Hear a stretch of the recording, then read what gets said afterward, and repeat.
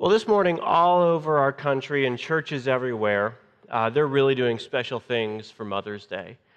Some of them are giving flowers away to all the moms who are present. Some are giving chocolates away. Some churches are having all the moms in the room stand up so everyone can applaud them and say, "Oh, you're so wonderful, you're a mom." And at Hope, we said, "Hold our soda. We can do better than that." We're going to talk about depression for Mother's Day. That's what we're going to do. You see, when we planned out this series, talking about taboo topics, we knew there was a challenge. Okay, Mother's Day falls in the middle of this series, so which topic do we talk about on Mother's Day? And it came down to a tie. Depression or alcohol? Those were the two choices that we had.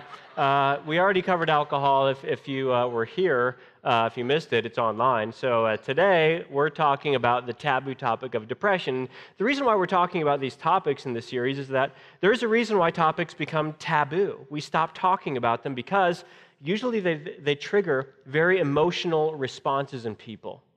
There are certain topics that when you bring them up, it might trigger anger or shame or guilt. Very strong emotional reactions. When certain topics come up, conversations can get awkward very easily. So we've learned by experience, these are topics that it's probably best not to bring up.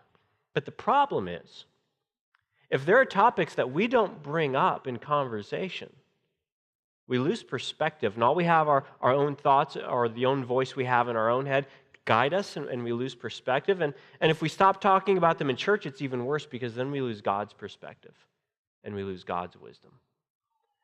And these are critical areas of life, and we really want God's wisdom. We really crave His perspective. So at the risk, all series long, of hurting feelings or of creating some awkward situations, we decided we're going to go for it. And we're going to bring these challenging topics into the light of God's presence. We're going to bring these challenging topics into the presence of God's grace and God's truth. And let Him redeem our lives in these areas. So today we're doing that with the topic of depression. Now, it doesn't take long to live in this life to realize that it's not too hard to get depressed. Our word depression comes from the Latin word depressio, which means to press down. And in this world, there are so many things that press down on our hearts. And even if you are a person who does not have or has never had what we would call clinical depression, all of us at times feel the symptoms of depression.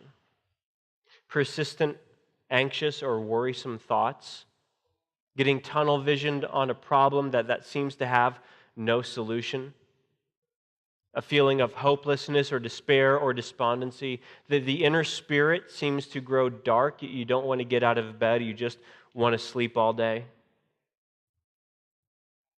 But for some of us, that's more than a passing thing, and it becomes a chronic condition. Roughly 60 million Americans have, will, or presently suffer from clinical depression, and in a given year, 1 out of 14 Americans suffers from clinical depression.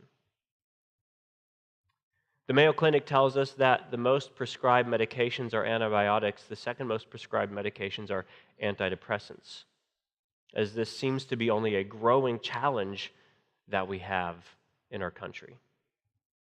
What this means is the topic today is incredibly relevant for all of us because you either are someone or you know someone very close to you who struggles with or will struggle with depression. The good news is, if you open the Bible, the biblical authors have so much to say about this topic. In fact, what I appreciate about the biblical authors is that they have such a nuanced understanding of a very complicated topic. There's nothing simplistic or reductionistic about the biblical authors' approach to depression. Instead, when you see what they have to say, it's very sophisticated. And as we see what they have to say, not only do they help us understand our own depression, more importantly, they help us address our depression. Except they don't use the word depression. For example, in the book of Proverbs, King Solomon, who had so much wisdom, described it this way. He said, "A man's spirit sustains him in sickness, but a crushed spirit who can bear?" They didn't use the word depression, but you probably know what it feels like to have a crushed spirit. And here he describes the importance of it because if you have a sick body but a strong spirit, you'll be fine. And you know people like this, don't you? They have remarkable health challenges, or they have remarkable poverty challenges, or they have some kind of great adversity or setback in their life, but they have a strong inner spirit. So in spite of their handicap, in spite of their weakness, in spite of their condition, they move forward into the world from a position of strength. Their spirit carries them, yet at the same time, you also know people who on the outside, everything's great. They're beautiful, they have money, their kids do well in school, but their inner spirit is crushed. And even though everything on the outside is great, they do not even have the inner spirit to handle their great life.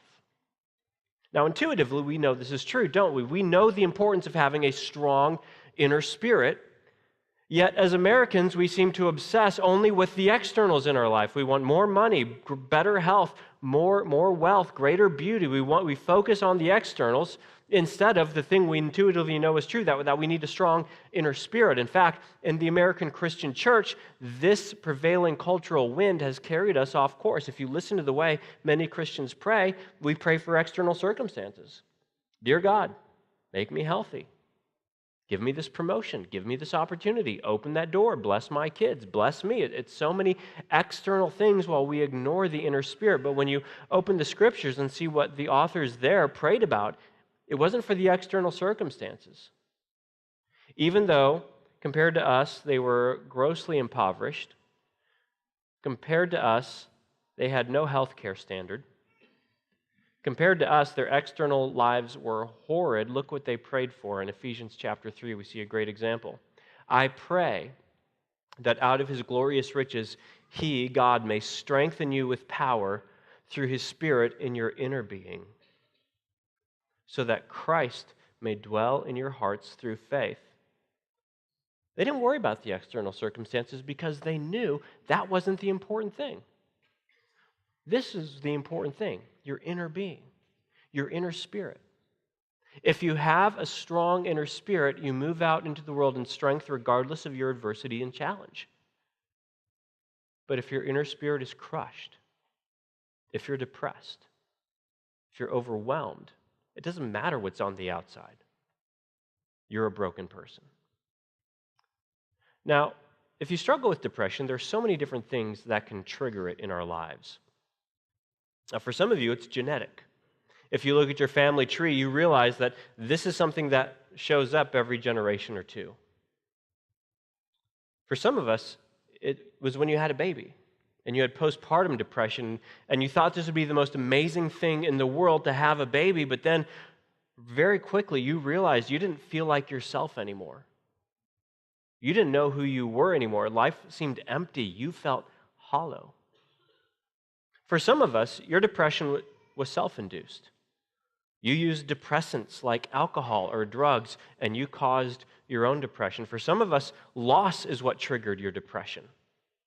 You lost something or someone important to you, or an opportunity, or prestige. For some of us, it's trauma. You went through a traumatic or abusive experience, and that's what triggered depression. For some of us, it's seasonal affective disorder. And you are so thankful spring is here, at least on paper. You're so thankful spring is here because winter is a very dark place for you. And what I appreciate about the biblical authors is that they had a very nuanced and sophisticated understanding. In fact, here's just a few examples. The biblical authors understood several things about depression. First, they understood that depression may have a physical aspect. There's a physical aspect to depression. Look at what the Proverbs say. A cheerful heart is good medicine, but a crushed spirit dries up the bones. In other words, there is a connection between your spirit and your body, and what happens with one impacts the other. This is why, for so many of us, we need help from a doctor when it comes to depression, because things aren't balanced, things aren't right. And this is also why when we're depressed, it has such an impact on our physical health. There's a connection the biblical authors understood between your body and your spirit. Second thing they understood is depression may have a spiritual aspect. Check out this proverb right here. It says, hope deferred makes the heart sick. Hope deferred makes the heart sick. Now, when the biblical authors, especially the Old Testament authors, talked about the heart, they did not mean the seat of your emotions. They meant the seat of your entire being. In their minds, your heart was the core, the center of who you are as a being, and in your heart, there are things that you love, and those loves are ordered. You love your kids, or you love a spouse, or you love the Packers, or you love God, or you love your job, or you love to go on vacation. There are things that you love, and that forms who you are because these loves are ordered. And in what Solomon writes here is, when the primary loves of your heart are not achieved, when what you set your hope on either is lost or it doesn't come to be, it crushes your heart. It crushes you. It makes you sick. It causes depression. And we live in a world where so much of what we set our hopes on doesn't happen. But what we learn from the biblical authors is that's a spiritual issue. Because at the core, all of us are worshipers. We all love something primarily. We all trust something for our sense of well-being primarily. We all look to something to know we're okay. We all give the right to someone or something to validate us, to tell us we're okay, and to tell us we matter. And we either give that to God supremely or to something or someone God created. And every time in our lives we put our worship, our love, our trust, our hope primarily on something God created rather than God living in this broken world, it will inevitably disappoint you. Your hope will be deferred, and that makes the heart sick. There is a spiritual aspect to depression. Here's what else they understood. Depression may have a relational aspect. That we're relational creatures as human beings. Look at this proverb. An anxious heart weighs a man down, but a kind word cheers him up. We are irreducibly social beings, relational beings as human beings. And we need healthy relationships in order to have a healthy inner spirit. Now, here's what's fascinating. Research has shown that when it comes to treating depression, there's something that's more effective than medication. And it's having a close, tight circle of friends that do life with you. You don't have to be fake with them. You can tell them what's really going on in your life, and they are there for you. They're not going to let you down. Now, around Hope, if you're new here, we have a saying. We like to say that circles are better than rows. So on Sunday morning, you come and you sit in your row, and you all look wonderful in your church clothes today. It's nice to see you here, but there's something that helps your faith grow more than sitting in a row on Sunday, and that is a circle. Christian community, friends who are there for you, you can be honest with, you can pray together, and they're not going to let you down. And you being that kind of friend to someone else. We say circles are better than rows. Research shows that circles are better than medication when it comes to treating depression. Not that medication is unimportant, but there's more to it than that. Another thing the biblical authors tell us is that depression may have an existential aspect. In other words, the very fact that you exist causes depression if you think about it long enough. Here's what we see in the book of Ecclesiastes. All things are wearisome, more than one can say. The eye never has enough of seeing, nor the ear its fill of hearing. In other words, the eye never says, I'm good, I'm full. The ear never says, I'm good, I'm full. That there's always more, it never ends. We always need to keep pursuing, get back on the hamster wheel, and keep going, going, going. He continues, what has been will be again.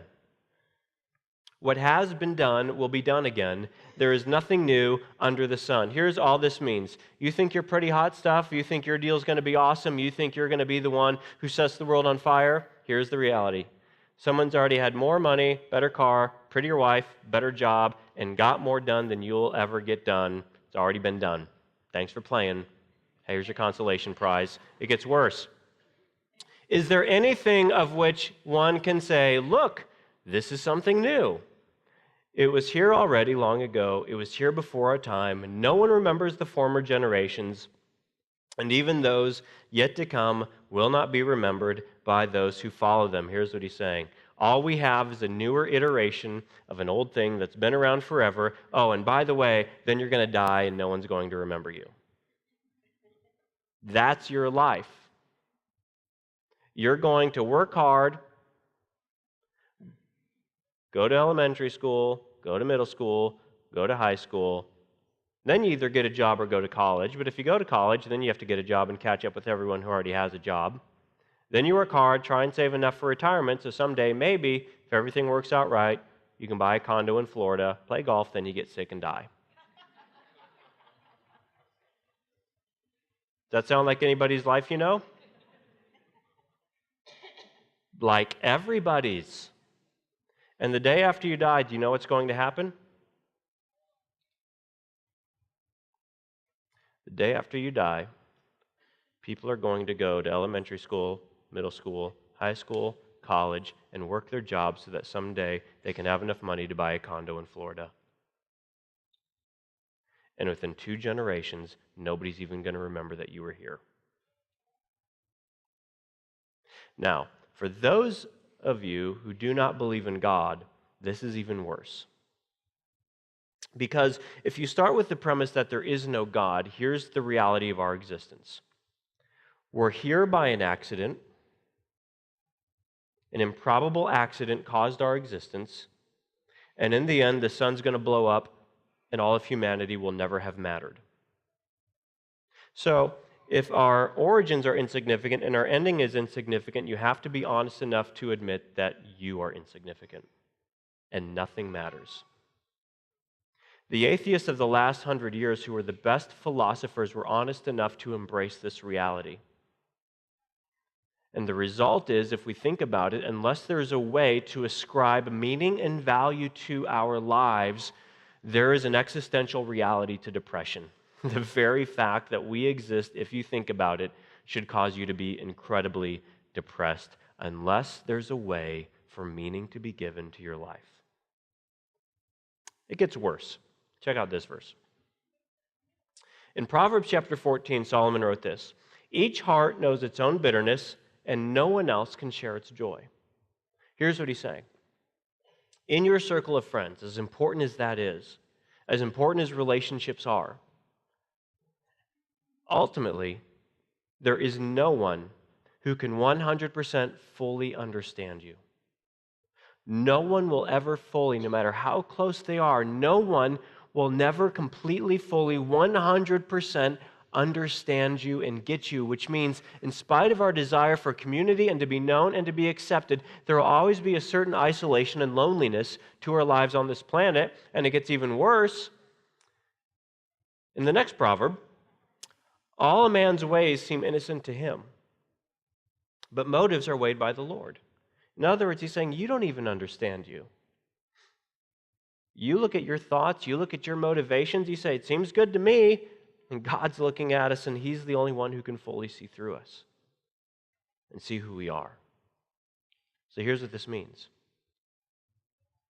Depression has all these aspects. In modern medicine, we finally caught up to the biblical authors and figured all this out. There's a physical aspect to depression. There's a spiritual aspect to depression. There's a relational and emotional aspect to depression. There's an existential aspect to depression.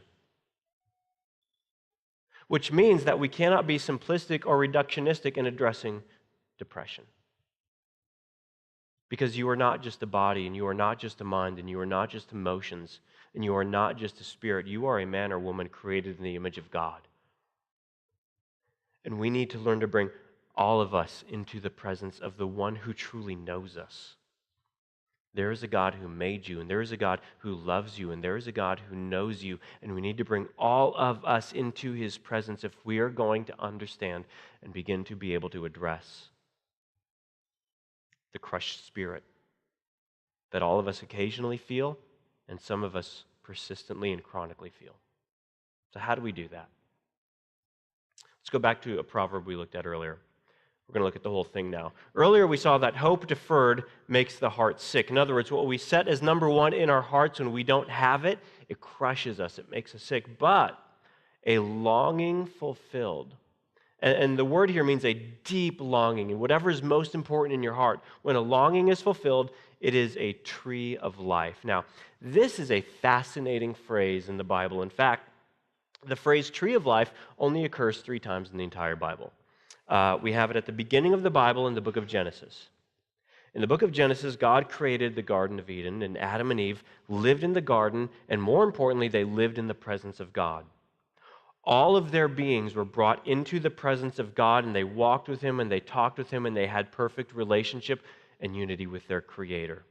And in the garden was the tree of life, and they could eat from the fruit in the tree of life, because they lived fully in the presence of God at peace and at joy with healthy and strong spirits. The second place we see it is at the end of the Bible in the book of Revelation. There's a picture of heaven. And in this picture of heaven in the book of Revelation, we're told something important. The tree of life is in heaven. There will be a day in the future when mankind can once again eat from the tree of life, because mankind will once again be living in the presence of God with no sin or darkness or brokenness to separate us. But all of our beings in heaven will be brought into the presence of God the way that we were designed to live. And the third place we see the tree of life is right here in the middle of the Bible in the book of Proverbs. A longing fulfilled is the tree of life. Well, the tree of life symbolizes two very important things. Here's the first one. The tree of life represents irretrievable loss. When Adam and Eve rebelled against God and sinned, when they wanted an identity that was not meant for them, when they wanted God's identity and they rebelled against God, their sin separated them from God. So God drove them out of the Garden of Eden, and He cut them off from the tree of life.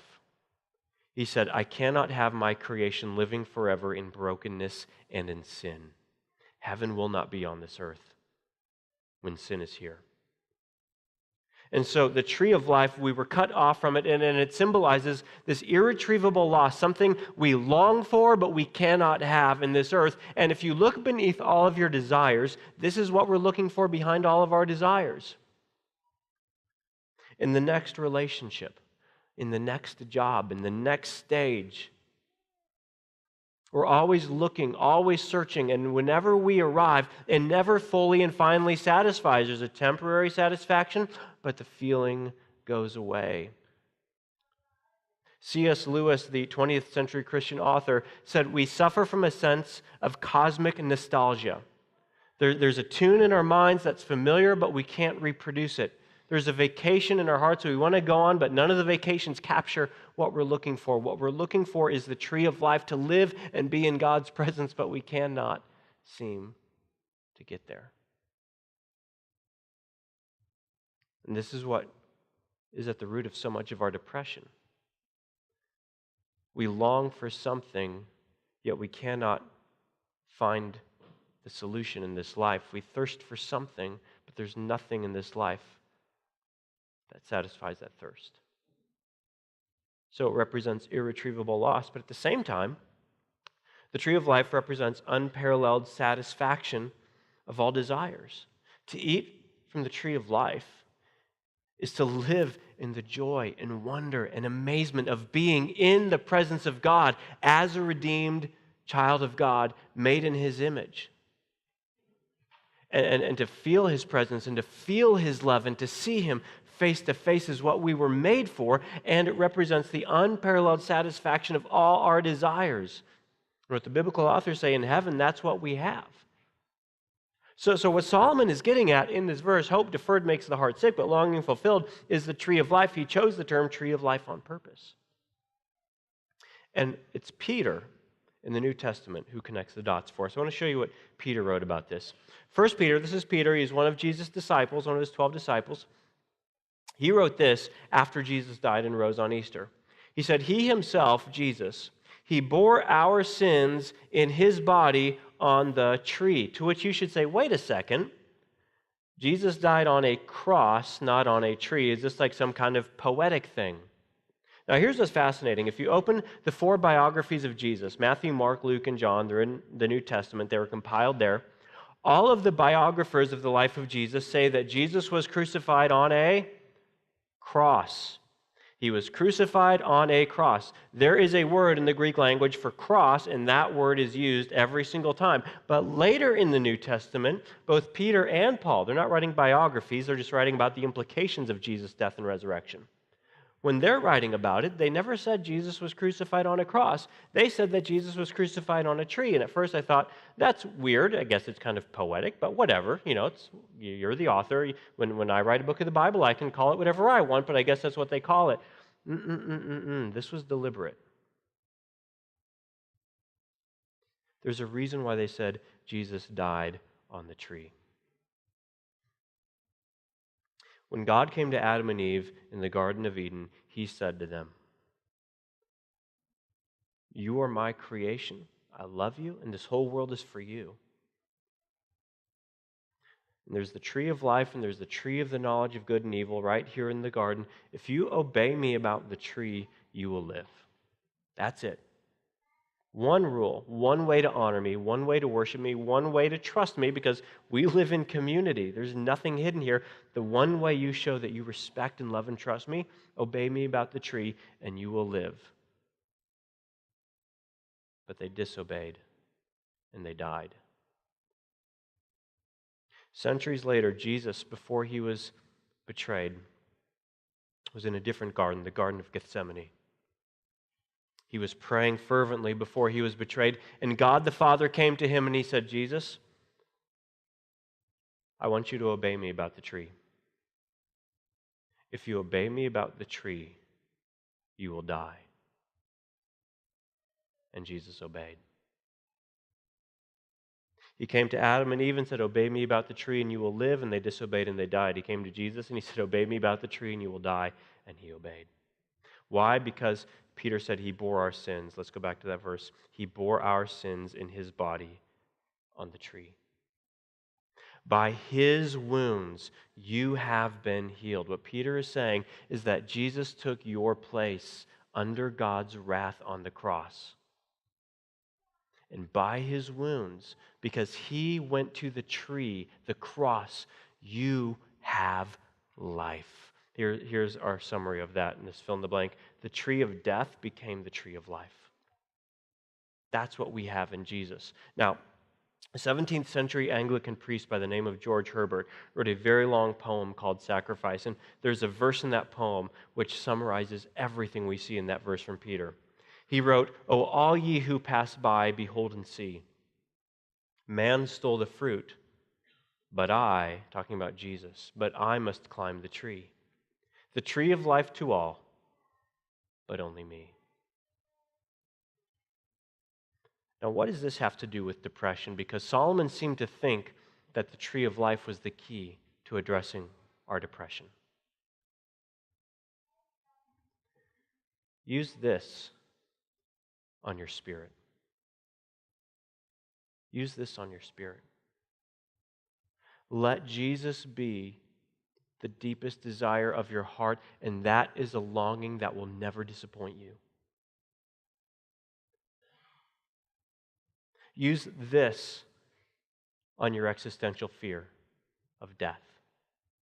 Because we worship a God who on Easter Sunday defeated death and walked out of a tomb and said, "I'm going to prepare a place for you, and I'm going to come back and take you to be with me where I am."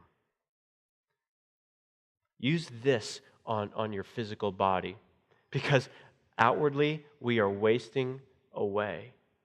But we have a God who will renew our bodies when he returns, give us glorified bodies to live in his presence. Use this on your relationships. It is so hard to have healthy relationships nowadays, but when you have Christian community, you have a community of people where you can drop the pretenses and put down the masks, and you can be honest with your struggles and your shortcomings and your depressions. Because these are people who aren't going to judge you. They're here because they need Jesus too, and they admit their sins. And you can walk through life together and have truly, deeply healthy relationships with one another. But don't be simplistic. Don't be naive. It's not, well, go home, read the Bible, and listen to the sermon again, and you'll feel great. It doesn't work that way. You need to deal with all the issues. By all means, if you have depression, go see a doctor. You should. Deal with the physical. Because it is so hard to let the gospel sink deeply into our hearts when we're dealing with hormonal or chemical imbalances and depression. But by all means, see a counselor or a pastor. By all means, prioritize relationships, all to help the gospel of who Jesus is sink more deeply into our hearts.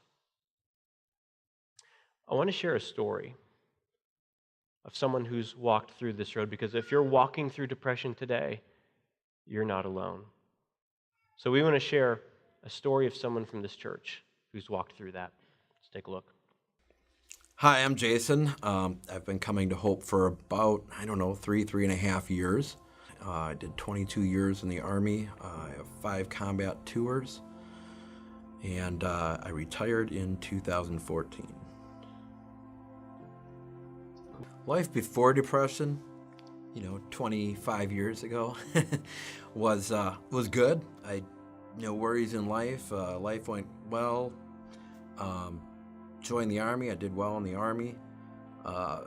Then, we kind of kicked off in 2 little countries called Iraq and Afghanistan. So I ended up seeing a lot of combat, and that's kind of where the depression came from, PTSD and depression from some of the things I've seen, done, friends, brothers in arms that I've lost. In 2005, I get hit by a roadside bomb, or as we know them, IEDs. And I had shrapnel that went through my knee. When I was in country, the anger was not an issue because I got to take it out on people on the battlefield.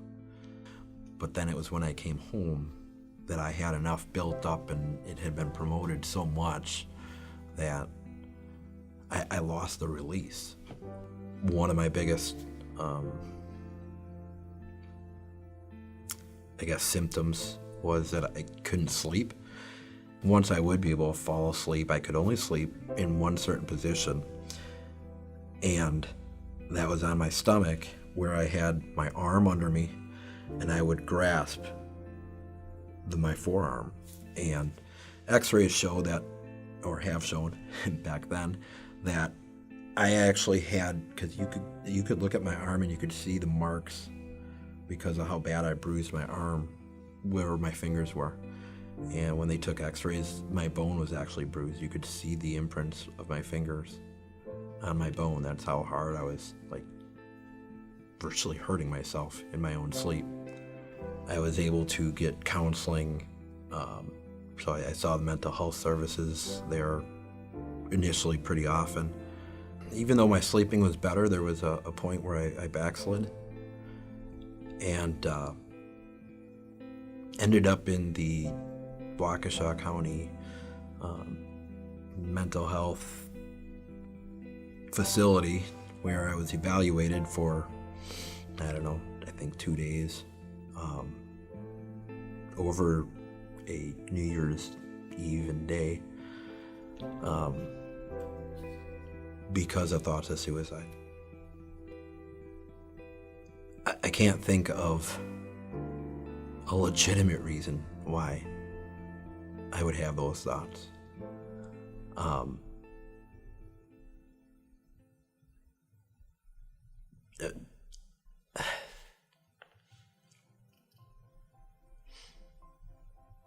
I had a lot of conversations with Pastor Jason after that,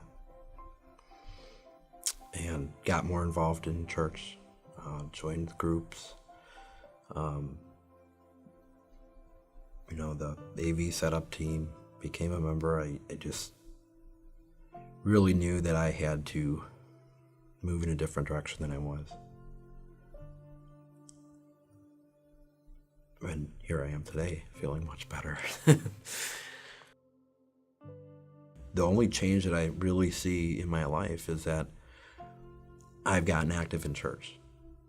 I think probably the things that would have helped me the most is to have somebody in my corner, for somebody to tell me that there's help, that there's people that care, that, and show me that.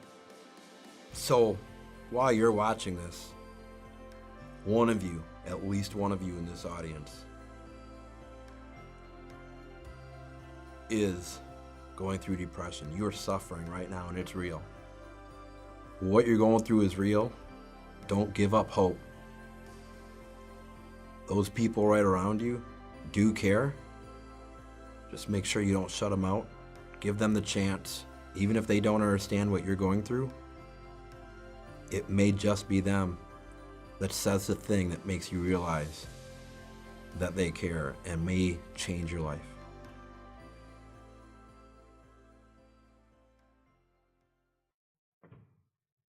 So after we were done filming, I was talking with Jason, and he said, I forgot to say something. I said, well, what was it? It's because that'll preach right there. I think you did a good job. And he said, well, I should have said that I'm there too. And you can talk to me about what you're going through. You're not alone. Use the community. Use the church. This is the place where God redeems brokenness and gives us hope. Last thing I want to cover before we're done today, and this one is important. In the book of Philippians, the Apostle Paul wrote this. He said, do not be anxious about anything, but. In other words, there's something that's the opposite of anxious. In every situation, by prayer and petition with thanksgiving, present your requests to God. The opposite of anxiety and worry is thanksgiving. Thanksgiving is the emotional response to a God who sent his son Jesus to die for you. It's the response to a God who has a great future for you in heaven. It is the response to God who blesses us in so many ways. And it is the most powerful thing we can do to address depression in our life is reflect and rejoice and give thanks to God. So no matter where you're at today, if you're in depression today, if you're feeling great today, I've got some homework for you, some takeaways for you to do based on this verse. First thing to do is to give thanks. And I don't mean just, hey, God, thanks for our food, rub-a-dub-dub, thanks for the grub. I mean sincerely, in the morning and in the evening. Take 5 minutes and list all the goodness God has given you in your life. Even if you are depressed, even if you are in the valley, even if 99% of your life is terrible right now, you need to spend 5 minutes thanking God for the 1%. Research has shown thankfulness does more to release serotonin in the mind than the drugs that we give people as antidepressants. And that's how we are to respond to God, our Creator. Give thanks to Him. Even if you don't, especially if you don't feel like it. Give thanks. Second thing we see in that verse, unpack it with God. He says, by prayer and petition with thanksgiving, present your requests. Unpack it, process it. Talk about whatever is in your heart to God. God can handle it. Remember, He's the only one who knows who you really are. He already knows what's in you. Oftentimes we don't. Processing and unpacking in the presence of God helps us understand our own hearts better. And finally, as we saw in the video, unpack it with others. People who love you, people who care, people who are in your corner and will walk through it with you, and you are in a church surrounded by those kind of people. Let me pray. Father in heaven, thank you for your wisdom on this topic. Thank you for your help in addressing this taboo topic of depression. And I pray especially for the men and women in this room who right now are in the valley and they are losing hope. They're losing hope that there's never going to be another side to this valley. Lord, today I ask that you will give them hope. You are a God who has a plan and a future and a purpose for our lives, and there is another side. Today, let them believe that. Thank you for leading them here today. For whatever reason you led all of us here today, I ask that they will use the resources available. They'll use our church. They'll use one another. They'll use good doctors and counselors to get traction on this. But ultimately, Jesus, I ask that we will see that we can use you. Help us to make you first in our hearts, because you're the one hope that will never disappoint us or let us down. Even in adversity, you are with us. As the psalm says, even when we walk through the valley of the shadow of death, we will fear no evil, for you are with us. You comfort us. So please let this gospel of Jesus Christ, this good news, become so real in our hearts that it strengthens us in our inner spirit. We pray this in Jesus' name.